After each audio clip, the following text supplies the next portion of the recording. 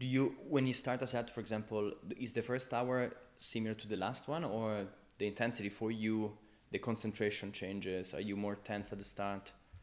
It depends a bit. When I'm playing club shows, I try to have a smooth beginning, and then I also don't want to do too much because of the person who's playing after me. Because if you're having like a 12-minute, oh my god, emotional banger in the end, I think it's not so necessary if you're like the second person of the lineup. But if you are closing, or Yeah. for festival sets where people come like for specifically for the artists, or more open to having different kind of sounds, I like to have this because I enjoy to do it.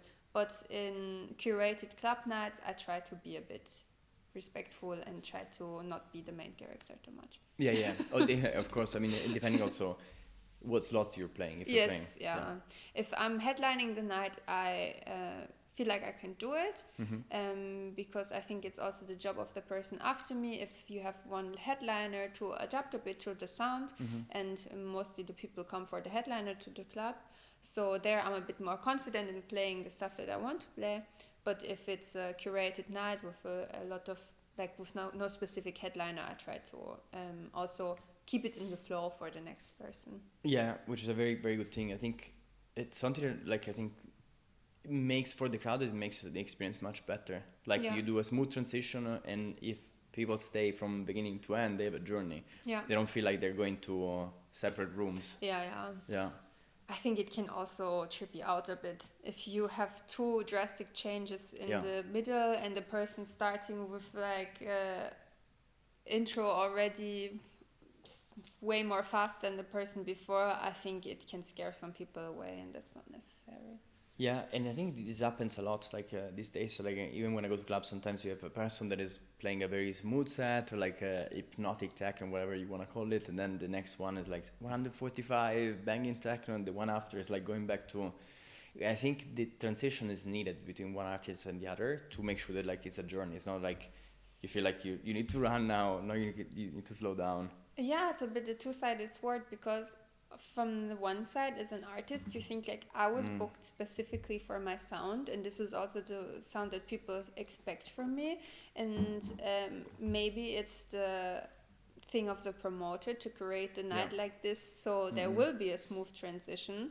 But also I think it's my own responsibility to not fix it, but to be respectful to the crowd also, because I don't want to leave you hanging afterwards. Or it's also just a shitty feeling when the person before you ends with a pop song or something like this, and the people are going absolutely crazy and like, oh, actually I wanted to play like an ambient intro. Like, It's hard to transition from pop to ambient.